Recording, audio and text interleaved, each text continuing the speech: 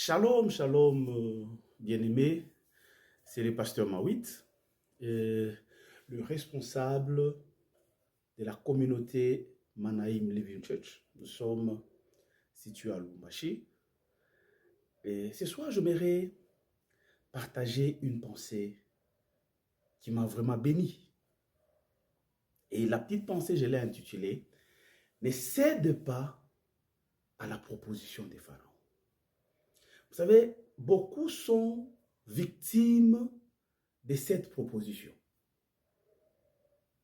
La Bible dit, je veux que tu prospères comme prospère l'état de ton âme.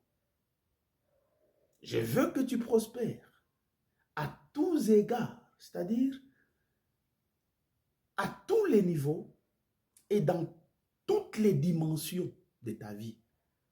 Dieu veut que tu ne prospères pas seulement spirituellement.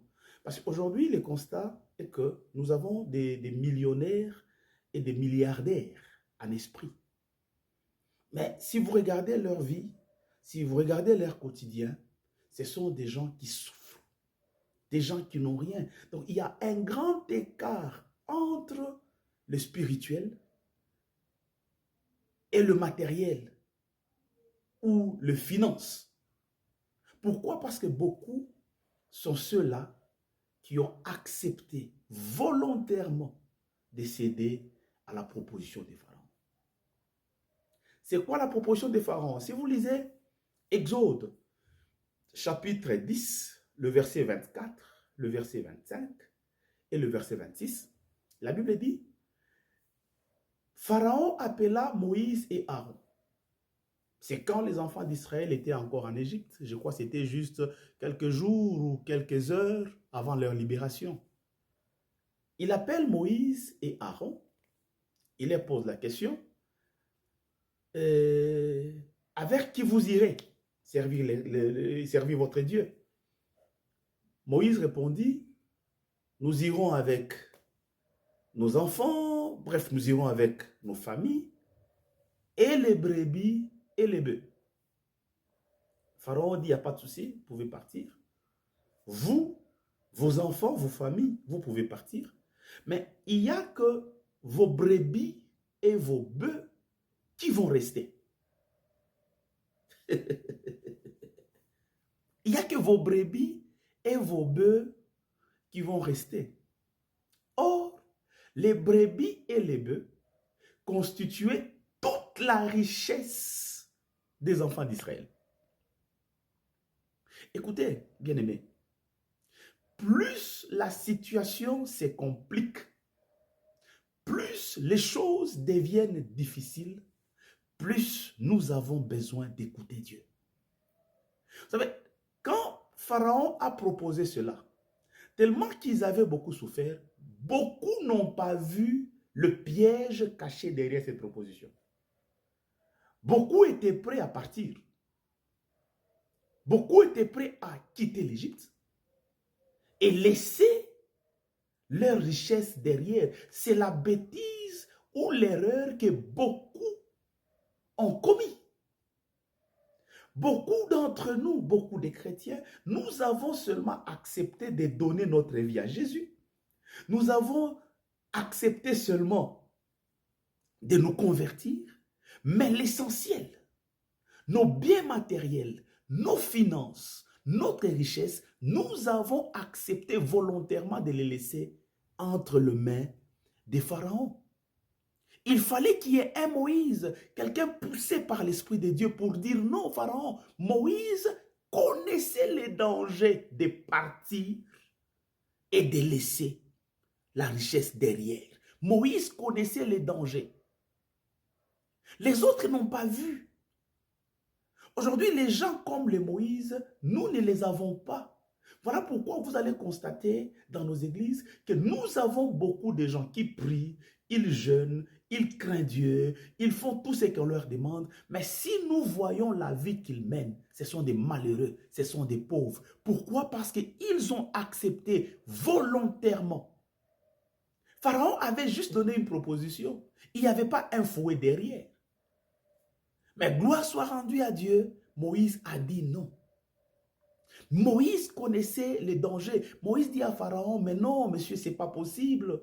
C'est avec ça que nous irons servir notre Dieu. Moïse connaissait les dangers de servir Dieu étant dans le manque, de servir Dieu étant dans la misère, de servir Dieu étant dans la pauvreté. Moïse connaissait les dangers. Moïse a dit, pas question, Pharaon, nous irons avec nos brebis et nos bœufs.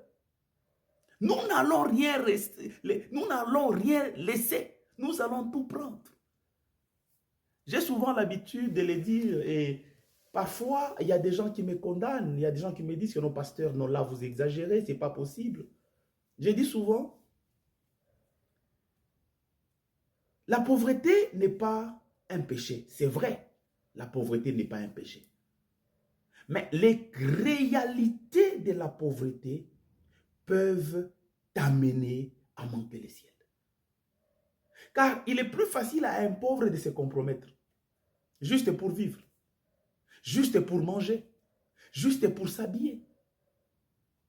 Beaucoup de gens qui se compromettent aujourd'hui, beaucoup de gens qui mènent une vie double, très souvent ce sont des gens qui sont dans la misère et dans la pauvreté.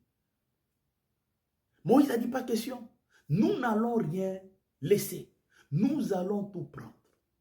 Ce soir, j'aimerais t'inviter, toi qui me suis. Même si tu l'as fait par ignorance, même si tu l'as fait, tu ne savais pas. Mais ce soir, au nom de Jésus, tu dois retourner chez Pharaon pour lui arracher tout ce que tu lui as laissé. Tu as laissé tes finances entre les mains de Pharaon. Mais il est temps que tu récupères ton argent. Il est temps que tu récupères ta richesse. Il est temps que tu récupères tes affaires. Il est temps que tu récupères toutes les opportunités que Pharaon t'a confisquées. Même si c'était par erreur, même si c'était par ignorance. Mais le temps est venu où nous devons arracher tout ce qui nous appartient entre les mains de Pharaon. Pourquoi Pharaon faisait cela? Pharaon savait. Le diable est trop malin. Le diable ne fait rien pour rien. Toutes les propositions qu'il nous donne, sachez qu'il y a un piège derrière. Le diable, lorsqu'il te donne avec la main gauche, sache qu'il va récupérer cela avec la main droite. Le diable ne nous fait pas des cadeaux, même si la chose paraît jolie, même si la proposition est belle. Mais comme elle vient du diable, sache qu'il y a un piège. Mais que Dieu t'aide à récupérer tout ce que tu as abandonné volontairement entre les mains des pharaons. Que Dieu t'aide à récupérer. Écoutez, étant dans la misère, étant dans le problème, étant coincé, Pharaon savait qu'à tout moment, les enfants d'Israël allaient penser à l'Égypte, allaient penser au pain, à la viande qu'ils mangeaient en Égypte. C'est ce qui arrive à beaucoup de chrétiens aujourd'hui. Une fois nous sommes coincés, nous avons tendance à regarder en arrière. Quand j'étais encore païen, je ne manquais pas l'argent. Quand j'étais encore païen, je faisais ceci. Quand j'étais encore païen, j'avais ceci, j'avais cela. Écoute mon frère, écoute ma soeur, il n'y a plus ta place dans les mondes. Il n'y a plus ta place en Égypte. Ce qui t'attend devant est plus meilleur et plus grand que ce que tu as laissé en Égypte. Les bonheurs que les enfants d'Israël avaient en Égypte n'avaient rien à comparer avec les bonheurs qui les attendaient à Canaan. Les choses qui t'attendent devant n'ont rien à voir ni à comparer avec les choses que tu as laissées dans le monde. Que le Seigneur nous bénisse, que cette pensée produise les fruits et trouve la place dans ton cœur. Que cette pensée change ta façon de voir, change ta façon de réfléchir, change ta façon de voir les choses de Dieu, t'amène à comprendre que tu n'as pas à céder à la proposition de Pharaon.